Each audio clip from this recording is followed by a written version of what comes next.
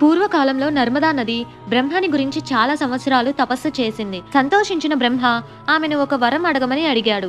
నర్మదా ఇలా అడిగింది, మీరు నా పట్ల సంతోషిస్తే నన్ను గంగా నదికి సమానంగా చేయండి. బ్రహ్మ చిరునవ్వుతో ఇలా అన్నాడు, శివునితో సమానమైన దేవుడు, స్త్రీ అయిన పార్వతితో సమానంగా ఉన్న స్త్రీ మరియు కాశీతో సమానంగా ఉండే నగరము ఏవీ లేవు.